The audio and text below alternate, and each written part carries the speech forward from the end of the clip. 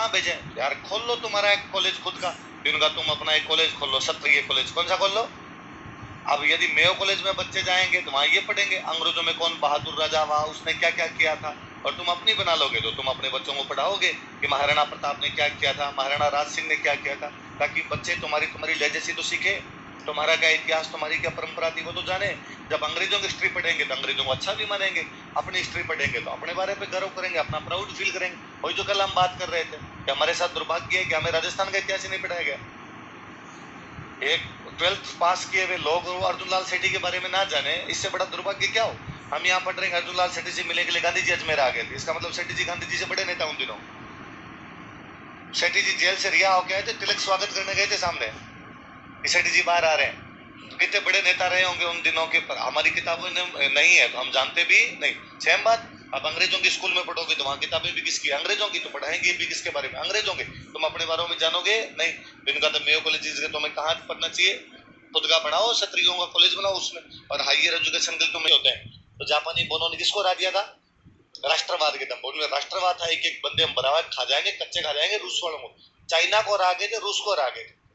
ये तो जापान ने बाद में थोड़ा बड़ा पंगा ले लिया था अमेरिका से, इसलिए अमेरिका ने बाद में दो छोटी छोटी गेंद फेंक दी थी, एक फेंकी थी हिरोशिमा पे, एक फेंकी थी, तो जापान ने सरेंडर किया था, वरना भाई साहब जापान भयंकर हो रखा था उन दिनों के अंदर। तो इन्होंने कहा राष्ट्रवाद की भावना यदि किसी देश में तो किसमें है।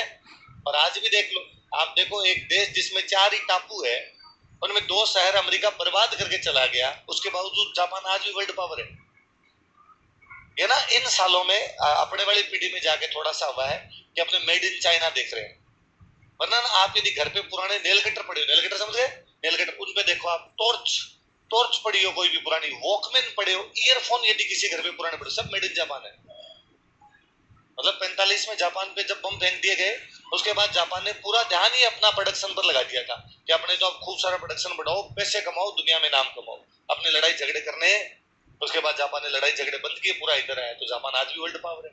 आज भी जापान में आप ऐसी बातें सुनोगे कि एक ट्रेन 1 मिनट लेट हो गई थी तो जापान के रेल मंत्रालय ने माफी मांगी और रुपए वापस दिए कि हमने भाई जो लोग थे उनका 1 मिनट का बहुमूल्य समय जो है बर्बाद कर दिया। अब इसको भारत में इमेजिन करो। 9 बजे ट्रेन आती है, कितने बजे, 9 बजे, हम 9:15 स्टेशन पहुंचे, 9 वाली ट्रेन हम कितने बजे पहुंचे, 9:15, और फिर भी हम जाके पूछते हैं 9 बजे वाली कद आसी, तो 9 बजे वाली तो 9 बजे आनी चाहिए, पर हमें 9:15 भी पता है कि अभी तक तो आई, और अगला भी कहता है कि 2 घंटे देरी से चल रही है। तो अपने एकदम यूं नचित होके बैठते हैं। मेरे वो दोस्त है, वो हंसते हैं, वो दिल्ली जॉब करते थे कि दिल्ली से लखनऊ जाना और कोई 9 बजे की जैसे ट्रेन, तो वो कहे यार मैं उस दिन कोई ऑन टाइम पे निकला और 8:55 पे स्टेशन पे पहुंचा, और इतने में उधर से घोषणा आवेगी दिल्ली से लखनऊ जाने वाली ट्रेन नंबर इतने इतने इतने, प्लेटफॉर्म नंबर इतने इतने इतने पर आ रही है। और मुझे लगा अरे यार आज यदि 5 मिनट भी लेट हो जाते ट्रेन निकल जाती।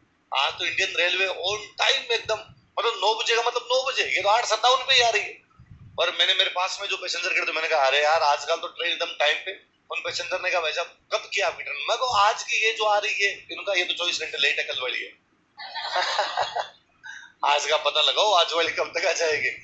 तो जापान में भाई राष्ट्रवाद की भावना, ईमानदारी की भावना, जापान अलग प्रकार का देश है।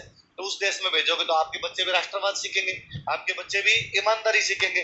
इसलिए इन्होंने कहा कि इंग्लिश मत पढ़ो, क्या पढ़ो, मेयो कॉलेज मत जाओ, कहाँ जाओ, हायर एजुकेशन के लिए इंग्लैंड मत जाओ, कहाँ जाओ। अब कोई आपसे पूछेगा कौन